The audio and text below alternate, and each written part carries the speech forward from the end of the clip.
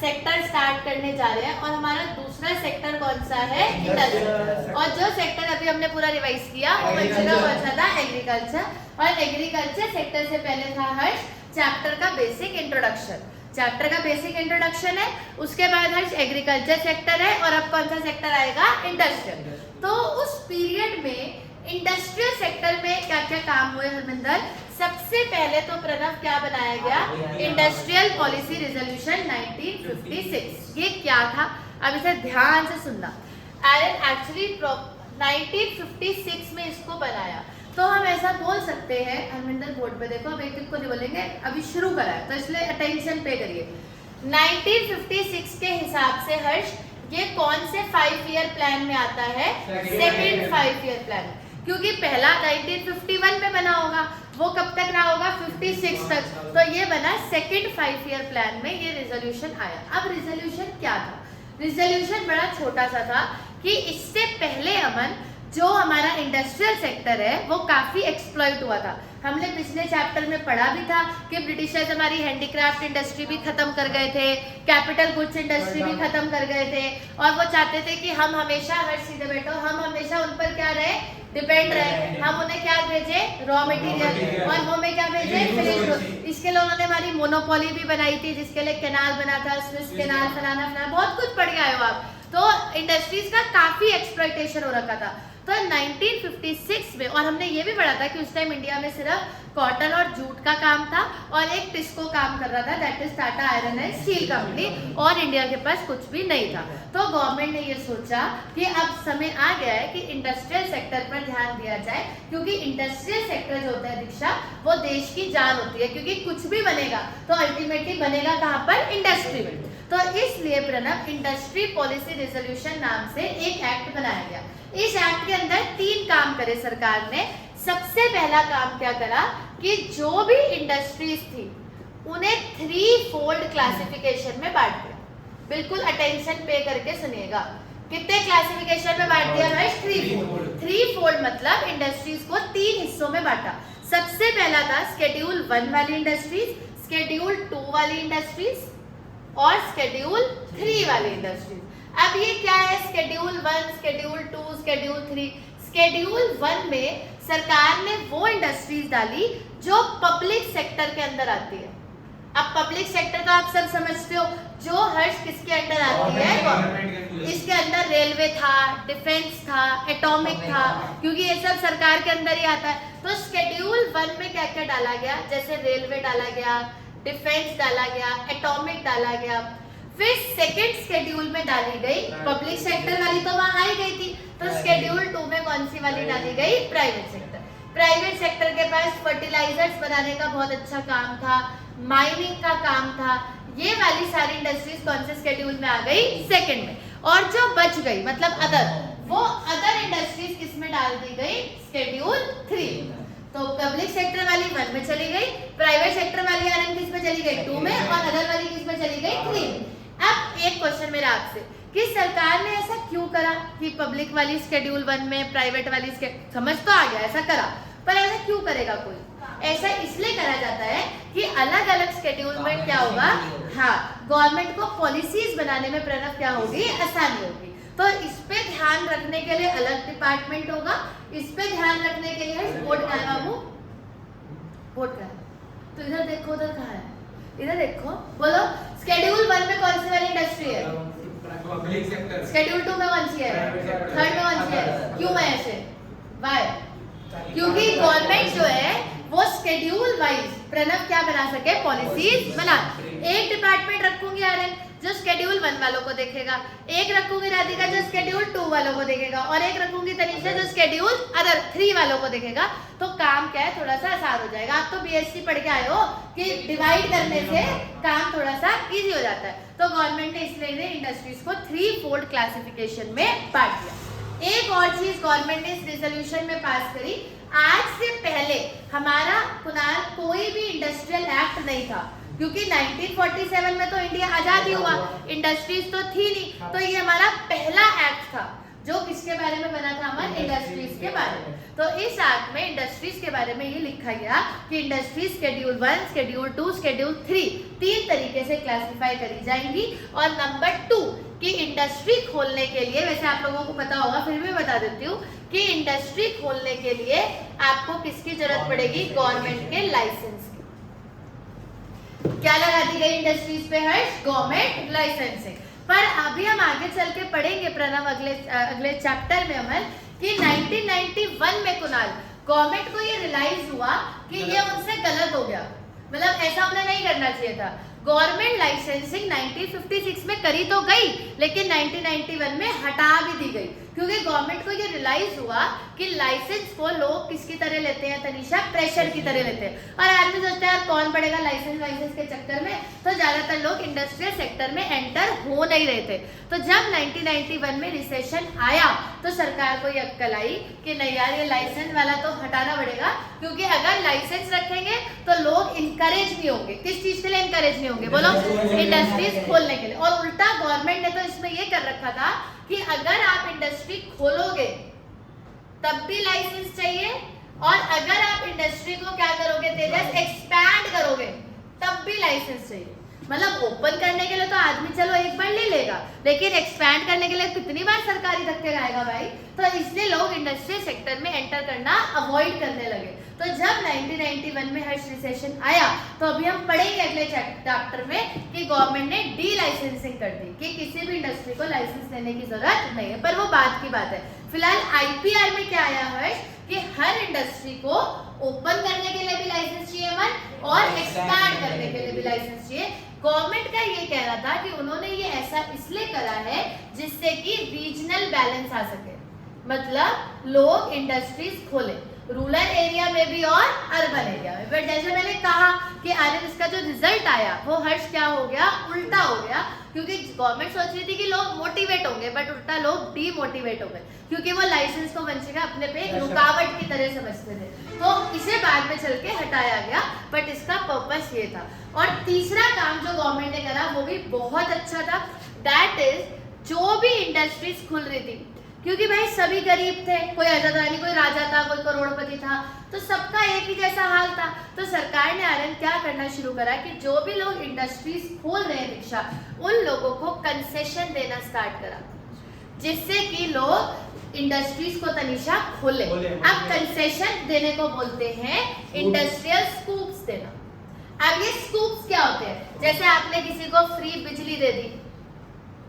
अच्छा, अगर आप फ्री बिजली नहीं दे सकते कोई बात नहीं, जरूरी नहीं है कि सरकार को आरएन फ्री देंगे। अब फ्री देने से तो अच्छा है कि आप लोगों पर क्या लगा दो? लेस रेट, उतना ही बहुत है। ऐसा कर दो, आपका ध्यान नहीं है क्लास में, ऐसा कर सकते हो हर्ष कि अगर आप किसी बैकवर्ड एरिया में वंशिका खोलते हो तो गवर्नमेंट आपसे 5 रुपए ले लेगी, कहीं अर्बन में खोलते हो तो 7 ले लेगी। मतलब ऐसे करने से क्या होगा कि लोग इंडस्ट्रीज खोलेंगे, उन्हें ऐसा लगेगा प्रणव कि गवर्नमेंट भी उनके साथ है। सबसे बड़ी चीज, अगर सरकार कुछ टाइम के लिए टैक्स रिबेट दे दे तो शायद और ज्यादा लोग इंडस्ट्रीज खोलेंगे कि यार ठीक है ना, सरकार ने कहा अपने। अब जैसे सरकार ने अभी भी तो करा, जैसे अभी गवर्नमेंट का एक प्लान चल रहा है जो हमने पिछले साल पढ़ा भी है 11th में, दैट इज स्टार्टअप इंडिया। आप तो पढ़ के गए थे कि लोगों को मोटिवेट करा जा रहा है कि रोजगार तो बचा नहीं आ रहा है, तो आप अपना काम करो, सरकार आपके साथ है। तो साथ क्या है? साथ यही है कि अगर आप जो कमाओगे तो हम आपसे 5 साल 6 साल तक हमें टैक्स नहीं लेंगे। और क्या कर सकते हैं हम आपके साथ के लिए?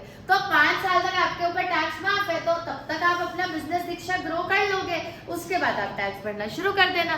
तो सरकार अपनी तरफ से ये चीजें करती रहती है।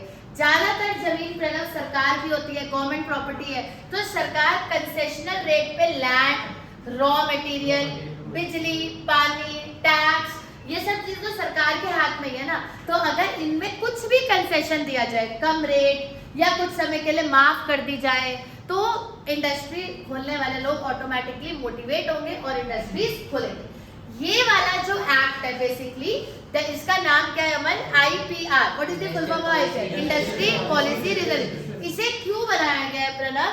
जिससे कि इंडिया में इंडस्ट्रियलाइजेशन को उस समय पे क्या करा जाए?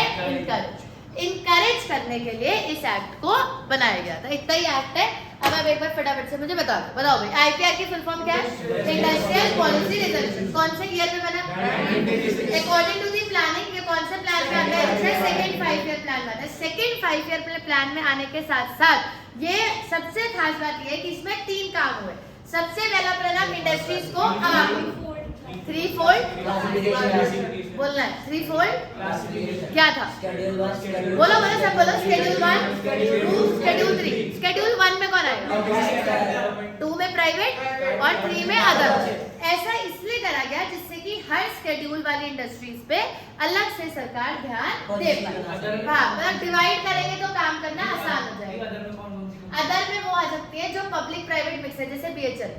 ये पब्लिक भी है प्राइवेट भी है, दोनों का शेयर है इसमें। वो तो गवर्नमेंट कंपनी है तो पब्लिक प्राइवेट बोथ ही तो हुई। वही तो पब्लिक सेक्टर के अंदर आती है। बीएचएल पब्लिक सेक्टर में नहीं आता, बीएचएल बोथ में आता है क्योंकि उसमें कुछ शेयर सरकार का है, कुछ शेयर प्राइवेट का है। यही तो पढ़ा था कि गवर्नमेंट कंपनी में आती है। गवर्नमेंट कंपनी तो है बीएचएल, तो अदर बोथ में तो आया ना। इसमें कौन से आ रहा है? अदर का मतलब क्या है? जो दोनों के है। पब्लिक इसमें आ गया, प्राइवेट इसमें आ गया। बीएचएल की तो 51% गवर्नमेंट है तो दोनों है ना। वहाँ पे एक्सक्लूसिवली पब्लिक सेक्टर आता है। मैं ये वर्ड ऐड भी कर देती हूँ। शेड्यूल 1 में कौन आता है? जो एक्सक्लूसिवली पब्लिक सेक्टर है, जो 100% किसका है? सरकार का। यहाँ पे एक्सक्लूसिवली प्राइवेट आता है, तो वहाँ पे आया जो दोनों का है, जो मिला हुआ है वो अदर्स में आ गया। नंबर 2 राधिका कि गवर्नमेंट ने क्या लगा दिया? लाइसेंस कि अगर आपको कोई इंडस्ट्रियल मिनरल क्या करनी है ओपन या एक्सपैंड, तो आपको दोनों चीजों के लिए लाइसेंस मिले। सरकार का ये कहना था मन कि ऐसा करने से रीजनल बैलेंस आएगा। उस टाइम उनका कहना यही था। रीजनल बैलेंस मतलब कि रूरल और अर्बन दोनों एरियाज इक्वली डेवलप हो पाएंगे। और लाइसेंस से क्या होगा कि गवर्नमेंट से लोग लाइसेंस लेंगे और बैकवर्ड एरिया में भी इंडस्ट्रीज खोलेंगे। तो बैकवर्ड एरियाज के डेवलपमेंट के लिए सरकार ने ऐसा करा। आखिरी बात तेजस कि इंडस्ट्रियल क्या देने शुरू करे कुणाल? स्कूप्स। स्कूप्स का मतलब क्या होता है? कंसेशन। जैसे बिजली, पानी, जमीन, टैक्स, किसी में भी दे दो, कुछ भी दे दो या तो माफ कर दो। अब कोई भी चीज अगर सरकार माफ करती है बेटा जी, तो कभी भी ऐसा नहीं होता हर्ष की जीवन भर के लिए माफ हो गई। इतनी उम्मीद तो हमें है ही नहीं। हमें सिर्फ इतनी उम्मीद है कि आप कुछ साल के लिए, 4 साल 5 साल इतने के लिए माफ कर दो, उतना ही बहुत है। और अगर आप माफ नहीं कर सकती गवर्नमेंट, तो कंसेशनल रेट पे ऑफर कर दे, उतना भी बहुत है, बात बराबर ही आ जाएगी। तो आप कंसेशनल रेट पे भी दे सकती है गवर्नमेंट, और कुछ इनिशियल ईयर्स के लिए अगर माफ कर देगी तो इंडस्ट्रियलाइजेशन ऑटोमेटिकली इनकरेज होगी। क्लियर है? ये 3 चीजें गवर्नमेंट ने कौन से रिजोल्यूशन में करी है हर्ष? आईपीआर। आईपीआर की फुल फॉर्म बोलो। Policy resolution. नोट करो और इसे अच्छे से याद कर लीजिए।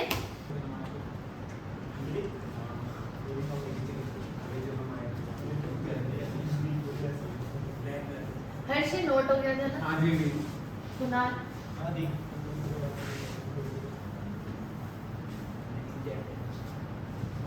हाँ भाई इधर देखो अब ध्यान से।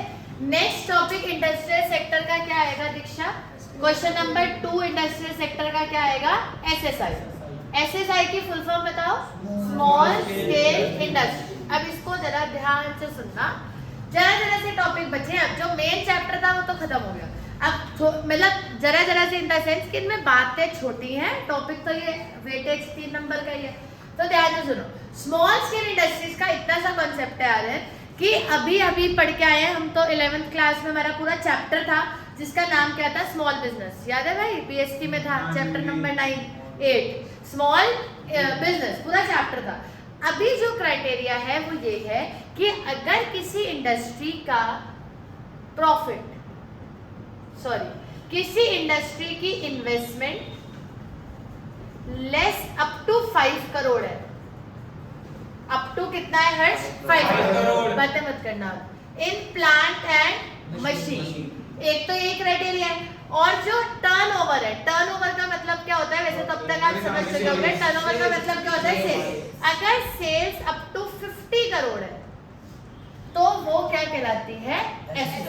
Small scale industry. ये तो मैंने आपको लेटेस्ट डाटा बताया कि अगर किसी का प्रॉफिट 5 करोड़ के अप टू है और सेल्स 50 करोड़ तक की है तो वो स्मॉल स्केल इंडस्ट्री का हिस्सा मानी जाती है। बट जब अब हिस्ट्री में चलते हैं थोड़ा सा, जब कहानी स्टार्ट हुई थी स्मॉल स्केल इंडस्ट्रीज की, तब ये क्राइटेरिया क्राइटेरिया था 1951 की हम बात कर रहे हैं कि जिसकी सेल अप टू 5 लाख है वो क्या मानी जाती थी कुणाल? एसएसआई। तो आप इससे ये अंदाजा लगा सकते हैं आर्यन कि देश कहां से कहां चला गया।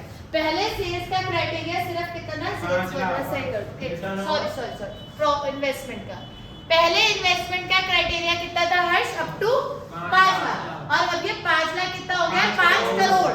कि अगर आपने 5 करोड़, मैं समझाती हूँ, अगर आप वो टर्नओवर है, यहाँ पर बात किसकी हो रही है? इन्वेस्टमेंट। जो पैसा आपने अपने बिजनेस में हरविंदर क्या किया है? इन्वेस्ट किया है। अगर वो 5 करोड़ तक है तो आप क्या माने जाओगे? Small scale industry. अगर वो 5 करोड़ से ज्यादा है तो आप किस में आओगे? Large scale industry. इतनी बात समझ में आती है। लेकिन 1951 में ये जो क्राइटेरिया था, जो अब दीक्षा 5 करोड़ का है, वो उस टाइम पे कितने का था? 5 लाख।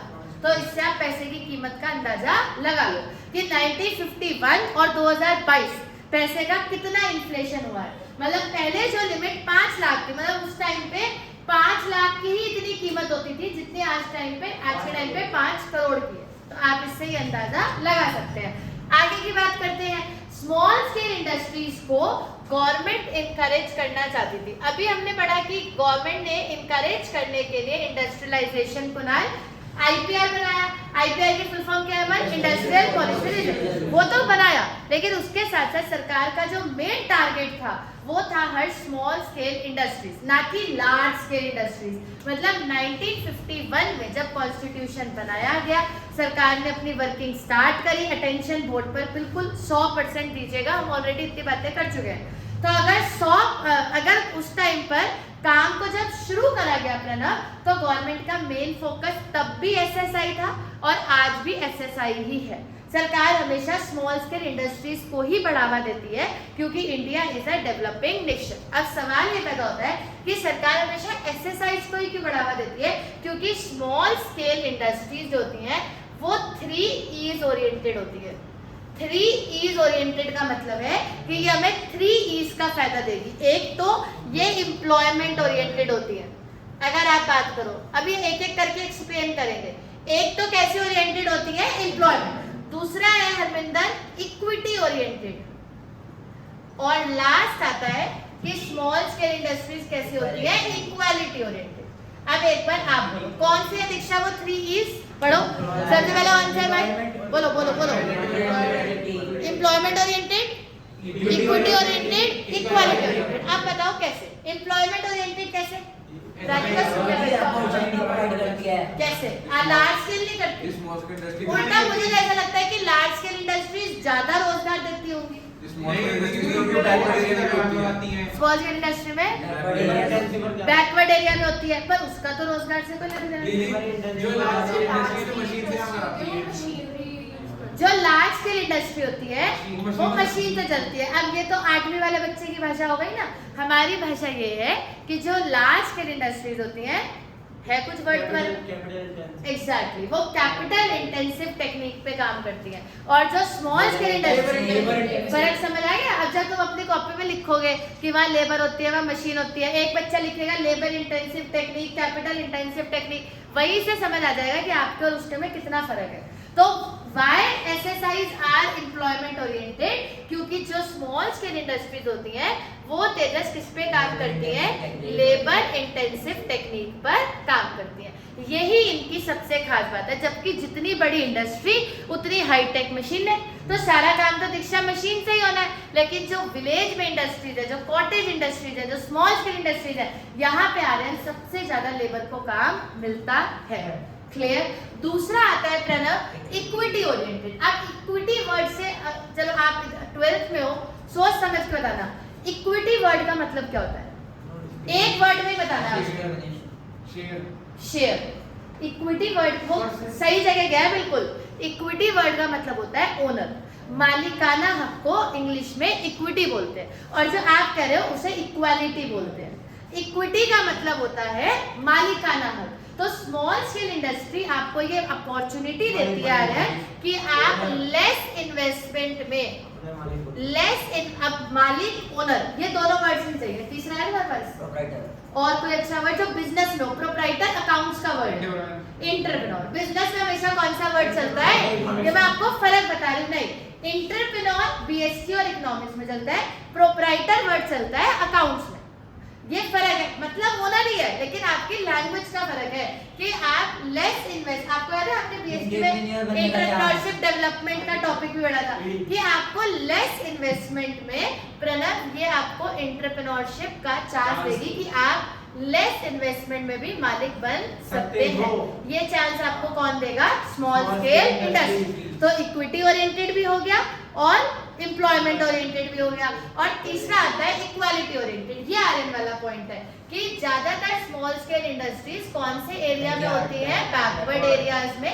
तो क्योंकि बैकवर्ड एरियाज में होती है तो इससे आप रीजनल बैलेंस की प्रॉब्लम को सॉल्व कर सकते हैं। तो रीजनल बैलेंस क्या होता है कि every region should be equally developed, तो इसलिए इसे बोलते हैं इक्वालिटी ओरिएंटेड। तो स्मॉल स्केल इंडस्ट्रीज के तीनों ही फायदे, it is employment oriented, it is equity oriented and it is equality oriented. इसलिए गवर्नमेंट 1951 से लेकर आज तक स्मॉल स्केल इंडस्ट्रीज पे ज्यादा ध्यान देती है in comparison to our large scale industries.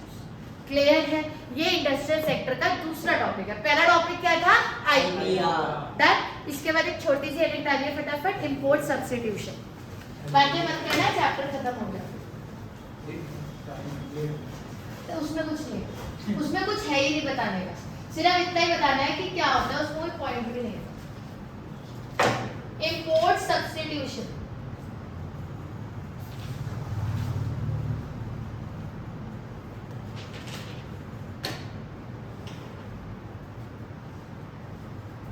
दो मिनट ही रुके हैं, थोड़ा स्पीड बढ़ा लीजिएगा।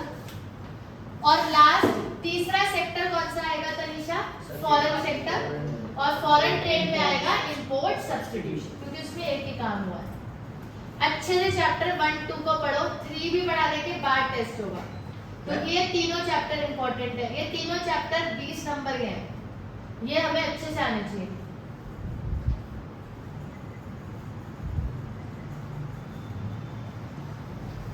आपकी पूरी इंडियन इकोनॉमी में वंशिका चैप्टर 1 2 3 यही जा रहा है, बाकी तो ऐसा ही है पूरी इंडियन इकोनॉमी, पढ़ो ना पढ़ो बराबर ही है।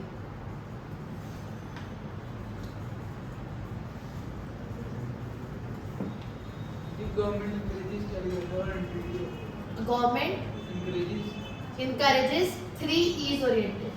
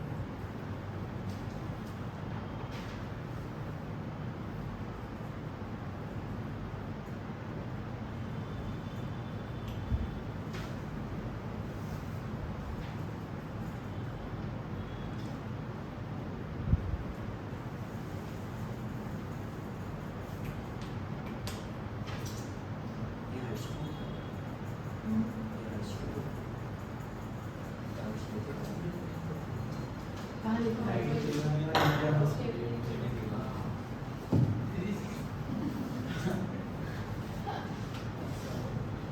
हर्ष, हर्ष ने अपनी स्पेलिंग भी गलत लिखी, मैं किधर से लिखी हूँ?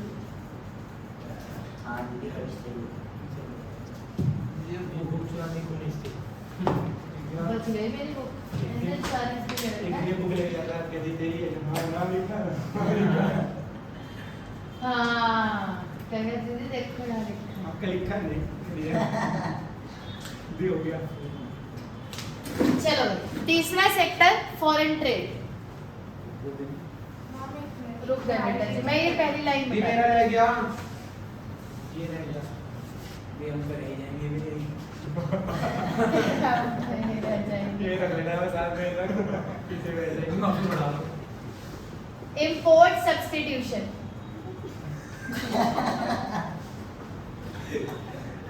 क्या हुआ, आप क्यों हंसे? हंसी का है ना? ये रुक जाओ अभी।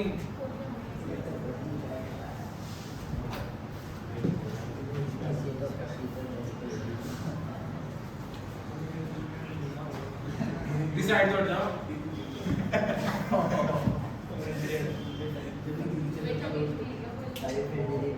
ये तो बोला बस ये हट जाओ। क्या सुन रहे हो कान में मैंने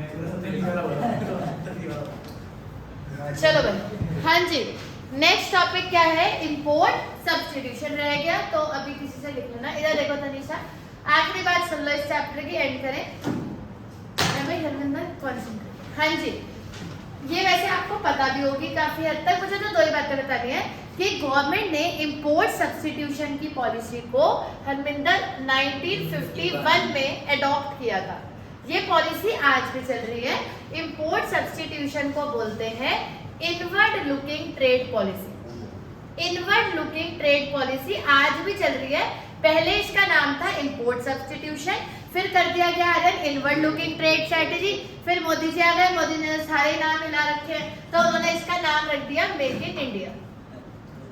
तो इसलिए लोगों को ये वहम है कि मेक इन इंडिया अभी स्टार्ट हुआ है। ऐसा नहीं है, ये पहले भी चल रहा था। जो जो चल रहा है सब चल रहा था, बस सबके नाम बदल दिए गए हैं। तो चल वो पहले से, ये आज से नहीं चल रहा था, ये तो जब से देश आजाद हुआ तब से मेक इन इंडिया चल रहा था कि इनवर्ड लुकिंग ट्रेड पॉलिसी होनी चाहिए। और इसका मतलब ये है हर्ष, इसका मतलब ये है कि जो भी चीजें हम इंपोर्ट करते हैं हमें उनके सब्स्टिट्यूट्स को इंडिया में ही क्या करना चाहिए? प्रोड्यूस। और सब्स्टिट्यूट का मतलब भी अगर मुझे बताना पड़े तो तुमने फिर 11th में क्या पढ़ा? तुमने डिमांड चैप्टर में पढ़ा था substitute goods which can be used in place of each other. तो सब्स्टिट्यूट मतलब कि जो चीज हम इंपोर्ट करते हैं उसे हम इंपोर्ट ना करके हरमिंदर उसका सब्स्टिट्यूट इंडिया में ही बनाए। बस यही पॉलिसी है, खत्म। इसमें ये है हरमिंदर, इससे होगा क्या कि बहुत सारा फॉरेन एक्सचेंज हम क्या बच जाएगा, हम उसे क्या कर पाएंगे? सेव कर पाएंगे। एग्जैक्टली। अब इससे होगा क्या बेटा जी? नंबर 2, जो फॉरेन एक्सचेंज हमारा सेव होगा दीक्षा, वो जो फॉरेन एक्सचेंज सेव होगा उसको हम यूटिलाइज करेंगे इंपोर्ट के लिए। उससे हम अच्छी अच्छी मशीनें, है ना, हैवी हैवी एयरक्राफ्ट, ये सब इंपोर्ट कर सकते हैं। और आखिरी बात आती है इंपोर्ट सब्स्टिट्यूशन ये भी कहता है, हर्ष उनकी ट्यूशन है, इधर देखो। इंपोर्ट सब्स्टिट्यूशन ये भी कहता है कि एक तो आप अपना इंडिया में ही बनाओ, फॉरेन एक्सचेंज बचाओ, जो फॉरेन एक्सचेंज बचे उससे यूटिलाइज करो इंपोर्ट से। और इससे क्या होगा बेटा जी? जो डोमेस्टिक इंडस्ट्रीज है उनको भी थोड़ा सा काम मिलेगा और उन्हें लेस कंपटीशन फेस करना पड़ेगा। तो हमारी ट्रेड पॉलिसी शुरू से ही इनवर्ड लुकिंग रही है कि हम बाहर की तरफ ना जाए, ज्यादा कोशिश करें कि सब कुछ इंडिया में ही हो जाए। क्लियर है आर्यन? इसी को क्या बोलते हैं? Import substitution. इतना सही था, इसलिए आई थॉट कि लेट्स एंड द चैप्टर, फिर अगली क्लास में शुरू करना पड़ेगा।